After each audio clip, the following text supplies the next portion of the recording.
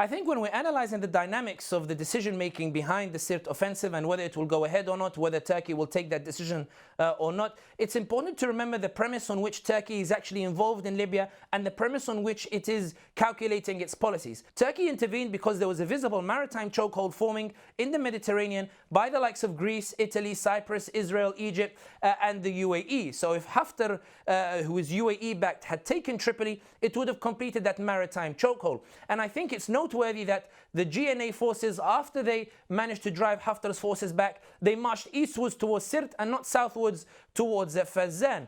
In other words, highlighting that Turkey's interests and priorities are that Mediterranean.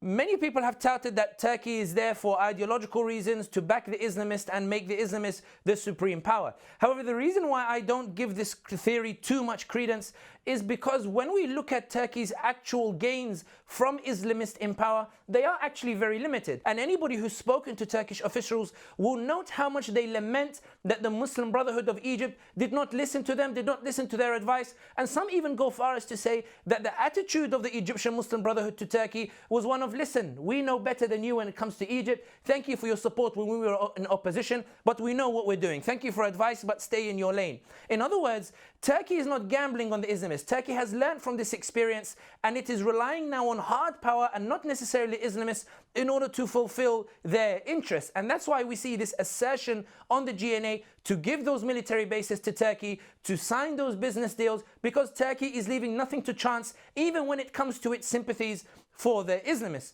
Now, Turkey is realizing in Libya that its hard power has not translated into diplomatic power. And herein lies the final dynamic that is governing the decision whether to go ahead with the Sirte offensive or not. Turkey, despite the fact that it's lobbied Washington for a while now to designate the UAE as a country that is causing chaos in Libya, the US has been very reluctant and quite simply unmoved by Turkey's lobbying to call out the UAE for its involvement in Libya. And the US has preferred to focus on Russia. And this suggests to Turkey that the diplomatic support quite simply is not there. So given that the US are unmoved by Turkey's lobbying efforts to designate and pressure the UAE as an instigator of chaos in Libya, given that France has succeeded in lobbying Algeria and Tunisia to question the legitimacy of Turkey's ally, the GNA, given that Germany is unable to rein in France, which is developing a European bloc to push back against Turkish foreign policy, Turkey is no doubt on the back foot diplomatically, and its hard power has not been translated into diplomatic power. However, when we look at the delay in the Sirte offensive and look at what it means for Turkey, what it means for the wider conflict, it's important to assess what Turkey deems to be a successful foreign policy. What are the goals that Turkey is actually setting out to achieve? And that's why it's important to focus on this premise that is the Mediterranean. Does Turkey believe the GNA can take the East? No. Does Turkey believe somehow that it can get the GNA to be the undisputed authority in all of Libya? No. These are not the realistic foreign policy aims that Turkey is seeking.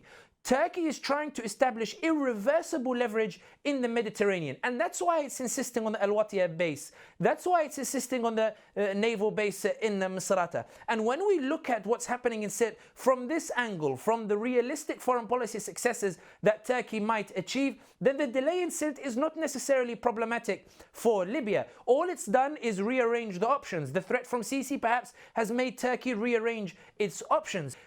In terms of the rearrangement of the options, whereas Turkey would have preferred to impose the GNA on Sirte and Al-Jufra to increase its political leverage, the fact of the matter remains that if the US is not willing to pressure the UAE, Turkey still has its ongoing negotiations with Russia, its Libya working group, using Russia as a counterbalance to a reluctant US, using this cooperation with Russia in its favor to apply pressure and establish a framework within Libya that ensures the protection of its realistic foreign policy aims, which are, to put it simply, the protection and prevention of a chokehold on Turkish maritime interests in the Mediterranean.